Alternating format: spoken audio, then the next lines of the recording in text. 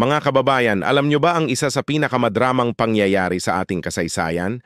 Ang Tejeros Convention, isang pulong na nagbago sa takbo ng ating revolusyon.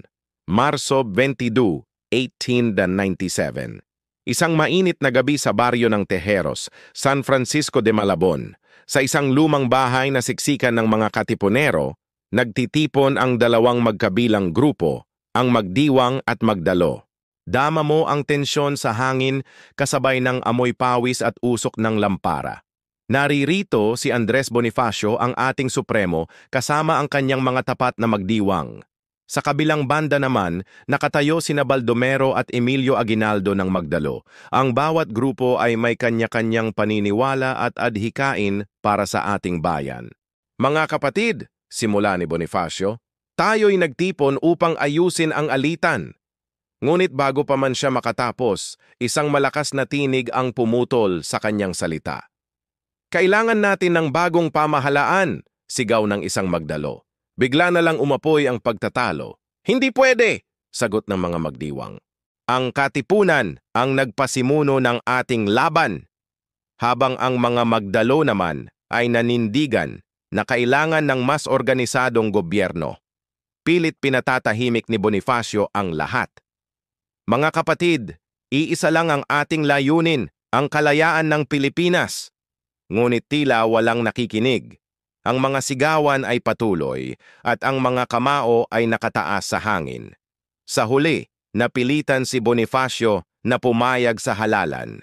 Kung ito ang nais ng nakararami, wika niya, ngunit dapat ito ay malinis at makatarungan. Marso 22, 1897. Isang gabing puno ng tensyon at hindi malilimutang pangyayari sa Tejeros.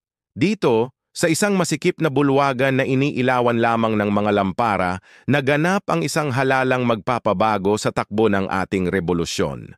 Isipin ninyo, ang mga ilaw ay kumukutitap, ang hangin ay mabigat sa mga hindi maipaliwanag na damdamin. Si Andres Bonifacio, ang ating supremo, ay nakatayo sa harap bilang tagapangulo ng halalan. Mga kapatid, wika niya, piliin natin ang pinakamahusay at may kakayahan. Pero alam ba ninyo, sa likod ng mga ngiti at pagbati, may mga lihim na plano at hindi magandang hangarin ng ilan. Nagsimula ang botohan para sa pangulo. Tahimik ang lahat habang nagsusulat ng kanilang mga boto. At nang bilangin na ang mga ito, si Emilio Aguinaldo ang nanalo. Mabuhay si Aguinaldo! Sigaw ng mga Magdalo. Ngunit mapapansin mo ang katahimikan ng mga magdiwang. Alam ninyo ba kung bakit? Marami sa kanila ang umaasang si Bonifacio ang mananalo. Ngunit hindi pa dito nagtatapos ang kwento. Nang dumating na ang botohan para sa kalihim ng panloob, nanalo si Bonifacio. Pero may isang Daniel Tirona na tumayo at walang paggalang na sinabi, "Hindi pwede. Kailangan ng abogado dito, hindi isang taong walang pinag-aralan." Naku! Nakita ninyo sana kung paano namutla si Bonifacio sa galit. Hinugot niya ang kanyang revolver at idineklara, "Ipinapawalang bisa ko ang halalang ito." Alam ninyo ba ang pinakamasaklap? Ang halalang dapat sana imagbubuklod sa ating mga ninuno ay siyang naging sanhi ng mas malalim na pagkakahati. Mga kababayan, hindi ba't nakakabahala? Ang mga pangyayaring ito ay nagpapakita kung gaano kahalagang magkaisa tayo bilang isang bansa. Isipin ninyo, kinabukasan matapos ang kontrobersyal na halalan sa Tejeros, ang mga bukirin ng Cavite ay tila tahimik. Ngunit sa likod ng katahimikang ito, ang mga puso ng ating mga bayani ay nag-aalboroto. Sa bawat sulok ng probinsya, maririnig ang mga bulong-bulungan tungkol sa nangyaring kaguluhan. Bakit nag-aaway ang ating mga pinuno? Tanong ng mga ordinaryong katipunero. Hindi ba't ang mga Kastila ang dapat nating kinakalaban? Sa gitna ng lahat ng ito, nakatayo si Andres Bonifacio sa kanyang kuta, hawak ang isang mahalagang dokumento. Mga kapatid, dito niya ipinahayag ang kanyang desisyon, ang pagpapawalang bisa sa halalan sa Tejeros. Ang katipunan, wika niya, ang siyang tunay na pamahalaan ng ating himagsikan. Hindi maaaring baliwalain ang samahang nagbunsod ng ating pakikibaka. Ngunit hindi lahat ay sumasang-ayon. Ang dating magkakamping Katipunero ay nagsimulang maghati-hati. Ang mga Magdalo ay nanindigan para kay Aguinaldo, habang ang Magdiwang ay napahati sa kanilang katapatan. Mga kababayan, isipin ninyo ang lungkot ng mga ordinaryong mandirigma. Sa halip na ibuhos ang kanilang lakas sa paglaban sa Kastila, napilitang pumili sa pagitan ng dalawang pinuno. At dito na nagsimula ang mas malaking trahedya. Habang si Bonifacio ay nagbabalak umalis ng Cavite, sinalubong siya ng armadong grupo. Sa kasamaang palad, ang kanyang kapatid na si Ciriaco ay napatay at siya mismo ay nasugatan at nadakip. Ito ang simula ng isang malungkot na kabanata sa ating kasaysayan kung saan ang mga Pilipino mismo ang nagkahati-hati sa gitna ng pakikibaka para sa kalayaan. Mga kahistory, ano ang inyong naiisip tungkol sa yugtong ito ng ating kasaysayan? Ano kaya ang nangyari kung hindi nagkaroon ng ganitong pagkakahati?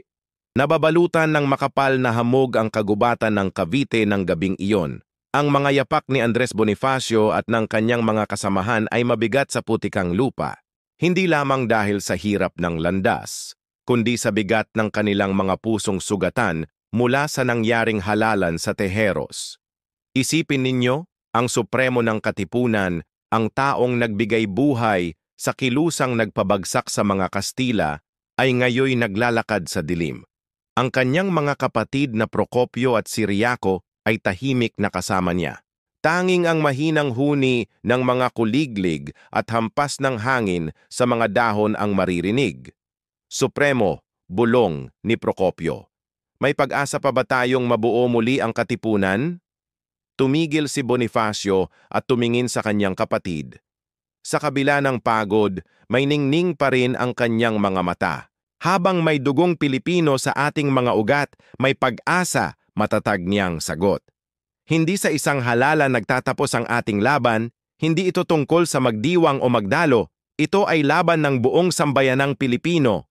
Ngunit ang tadhana ay may ibang plano. Sa gilid ng baryo, isang pangkat ng armadong kawal ang biglang lumitaw. Ang kanilang mga bayoneta ay kumikislap sa liwanag ng buwan.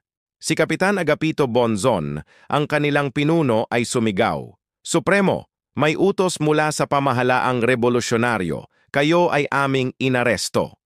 Mga kababayan, ang gabing ito ay naging saksi sa isa sa pinakamapait na bahagi ng ating kasaysayan, kung saan ang pagkakaisa ng mga Pilipino ay nasugatan ng politika at kapangyarihan. Ngunit ang aral na ating matututunan ay mahalaga na ang tunay na kalayaan ay hindi lamang nakasalalay sa pagpapabagsak ng dayuhan, kundi sa pagpapahalaga natin sa isa't isa bilang mga Pilipino.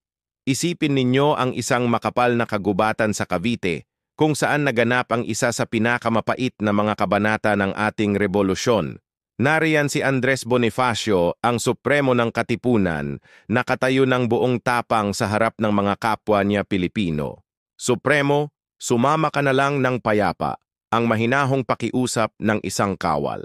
Ngunit para kay Bonifacio, hindi ito simpleng usapin ng pagsuko. Ito ay tungkol sa prinsipyo, sa karapatan, at sa tunay na diwa ng kanilang pinaglalaban. "Ako ang supremo ng Katipunan, pinili ng anak ng bayan," mariing pahayag ni Bonifacio. Sa kanyang mga mata ay makikita ang determinasyon ng isang taong handang ipaglaban ang kanyang paninindigan. Ngunit ang tensyon ay umaabot na sa sukdulan. Ang mga kawal, bagamat kapwa Pilipino, ay may kani-kanilang sinusunod na utos. "Kung hindi ka susunod, Supremo, wala kaming magagawa kundi pilitin ka." Dito nagmumula ang matinding kalungkutan sa kwentong ito. Ang mga Pilipinong dating magkakasamang lumalaban sa mga Kastila, ngayoy nagtututukan ng baril.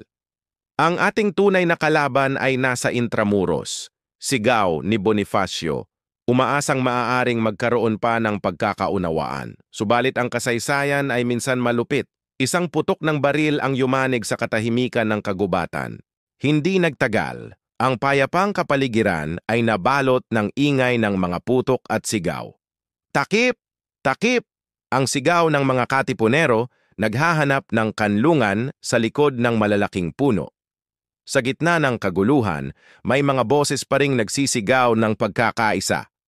Mga kapatid, huwag nating salungatin sila. Pilipino rin sila. Ang kwentong ito ay isang mabigat na paalala na ang pagkakaisa ay dapat pahalagahan at pagyamanin, na ang bawat putok ng baril sa pagitan ng magkakapatid ay sugat sa ating bansa. Ang huling mga sandali ni Andres Bonifacio, ang supremo ng Katipunan. Isipin ninyo, isang malamig na gabi, may isang taong duguan at halos walang malay na dinadala sa gitna ng kampo. Hindi ito ordinaryong tao, ito ang pinuno ng kilusang nagbigay lakas sa ating bayan para lumaban. Si Andres Bonifacio ang ama ng himagsikan. Nakakaantig sa puso, hindi ba? Ang taong nagsilbing tanglaw ng pag-asa para sa ating kalayaan, ngayoy nakatali at sugatan. Sa paligid niya, maririnig ang mga bulong ng mga kawal, mga tinig na puno ng pagdududa at pangamba. Dapat ba talaga? Tanong nila sa isa't isa. Ngunit may utos na kailangang sundin. Sa kabila ng kanyang kalagayan, hindi nawala ang tapang ni Bonifacio. Sa mahina ngunit matatag na tinig, binigkas niya ang mga salitang hanggang ngayo iumaawit sa ating kasaysayan. Kung ako man ay inyong papatayin, tandaan ninyo, hindi ako ang tunay na kaaway. Ang Kastila ang dapat nating buwagin, hindi ang Katipunan. Napakalalim ng kahulugan ng mga salitang ito. Sa gitna ng personal na trahedya, inuna pa rin niya ang adhikain ng bayan. Hindi siya nagsalita ng galit o paghihiganti. Sa halip, ipinaalala niya sa lahat ang tunay na layunin ng kanilang pakikibaka. Ngunit ang gabing iyon ay naging simula ng isang madilim na yugto sa ating kasaysayan. Hindi na lamang laban sa mga mananakop ang ating hinarap, kundi ang sama-samang pagdurugo ng mga Pilipino. Isang mahalagang aral na dapat nating tandaan hanggang ngayon. Habang si Bonifacio ay pinipikit ang kanyang mga mata, isang tanong ang bumabagabag sa kanya. Ganito ba magtatapos ang rebolusyong aking sinimulan? Ang tanong na ito ay hindi lamang para sa kanya, kundi para sa ating lahat. Ano nga ba ang tunay na kahulugan ng kalayaan? Paano natin ito pangangalagaan? Mga kaibigan, ang kwentong ito ay hindi lamang tungkol sa nakaraan. Ito ay isang salamin ng ating kasalukuyan, isang paalala na ang tunay na kalayaan ay hindi lamang nakakamit sa pamamagitan ng pakikipaglaban, kundi sa pagkakaisa at pag-unawa sa isa't isa. Ang kabanata kung saan nagbago ang takbo ng ating rebolusyon. Isipin ninyo ang katahimikan ng gabing iyon. Ang balitang kumalat na parang kidlat sa mga baryo. Patay na si Bonifacio. Ang pangalang dating binibigkas ng may pagmamalaki, ngayoy may kasamang hinagpis at pagtataka.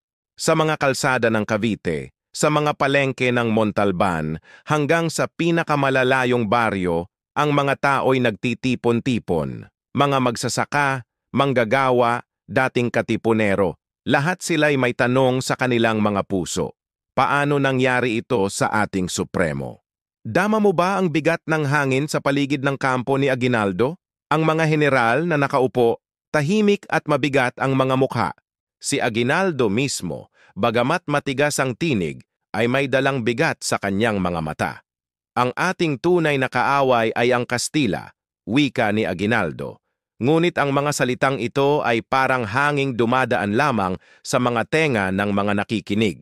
Ang sugat ng pagkakawatak-watak ay nagsisimula ng mamuo. Mga kababayan, ito'y hindi lamang kwento ng nakaraan. Ito'y aral na dapat nating isapuso, na ang pagkakaisa ay hindi nanggagaling sa kapangyarihan, kundi sa pag-unawa at paggalang sa isa't isa. Ang apoy ng Cavite. Isipin ninyo, isang mainit na hapon sa Cavite, ang hanging amoy pulbura, ang mga paay nanginginig sa lupang pinagdadaanan ng mga kawal. Sa isang banda, ang mga sundalo ni General Aguinaldo. Sa kabilang panig, ang hukbong Kastila. Dito sa Imus at Dasmariñas, hindi lamang simpleng labanan ang naganap. Ito ay simbolo ng pagnanais ng ating mga ninuno na makamit ang kalayaan. Mga ordinaryong mamamayan, magsasaka, manggagawa at mga karaniwang tao na handang ialay ang kanilang buhay para sa bayan. Ngunit alam ba ninyo na sa likod ng mga putukan at sigawan ng para sa bayan, may mas malalim na kwento? May dalawang magsasaka, nakakubli sa hukay, nagkaroon ng pag-uusap na nagpapakita ng tunay na diwa ng rebolusyon. Hindi ko akalaing ganito karahas ang digmaan, sabi ng isa. Simple ngunit malalim na salita mula sa isang karaniwang tao na napilitang humawak ng armas. Ang mga katipunero, kahit kulang sa sandata, ay lumaban gamit ang kanilang tapang at diskarte. Isipin ninyo, may mga kawal na ang tanging sandata ay sibat at gulok, subalit handa nilang harapin ang mga baril at kanyon ng Kastila. Hindi ba't ito ay nagpapakita ng hindi matatawarang lakas ng loob? Subalit sa gitna ng lahat ng ito, may isang tanong na umaalingaw-ngaw. Para ba talaga ito sa bayan o para lang sa iisang pangalan? Isang mahalagang tanong na hanggang ngayon ay nananatiling makabuluhan sa ating lipunan. Ang tagumpay ng mga katipunero sa pag-agaw ng kanyon ay isang magandang halimbawa ng Filipino ingenuity. Ngunit higit pa rito, ito ay simbolo ng ating kakayahang lumaban at manalo kahit nasa disadvantage. Mga kababayan, ang kwentong ito ay hindi lamang tungkol sa nakaraan. Ito ay isang paalala na ang pagkakaisa ay mas mahalaga kaysa sa anumang hidwaan, na ang tunay na kalayaan ay hindi lamang nakakamit sa pamamagitan ng armas, kundi sa pagkakaroon ng matatag na pagkakaisa, ang apoy ng Cavite. Isipin ninyo, isang mapayapang probinsya na biglang napuno ng ingay ng putukan at sigaw ng mga mandirigma. Sa Imus at Dasmariñas, ang mga sundalong Pilipino sa pamumuno ni General Aguinaldo ay matapang na humarap sa hukbong Kastila. Mga kapatid, para sa bayan, ang sigaw na umaalingaw-ngaw sa mga kalye ng Cavite. Makikita mo ang determinasyon sa mga mata ng bawat kawal, may hawak mang baril o simpleng itak lamang. Ang kanilang pagkakaisa ay hindi natinag ng anumang sandata ng kalaban. Ngunit alam ba ninyo na sa likod ng mga putukan at sigawan ay may mga kwentong hindi gaanong naririnig? Tulad ng dalawang magsasakang nagkukubli sa hukay, pinag-uusapan ang tunay na kahulugan ng kanilang pakikipaglaban. Hindi ko akalaing ganito karahas ang digmaan, bulong ng isa. Dito natin nakikita ang tunay na mukha ng rebolusyon. Hindi ito tungkol sa karangalan o katanyagan, kundi sa mga ordinaryong Pilipinong naghahangad ng kalayaan. Kahanga-hanga ang tagumpay ng mga katipunero nang makuha nila ang isang kanyon ng Kastila. Ngunit may mas malalim na tanong na umusbong. Para ba talaga ito sa bayan? O para lang sa iisang pangalan? Ang mga tanong na ito ay nagpapakita ng unti-unting pagkakawatak ng ating mga ninuno. Mga kababayan, ang kwentong ito ay hindi lamang tungkol sa digmaan. Ito ay tungkol sa pagkakaisa, sa pagsasakripisyo at sa pagmamahal sa bayan.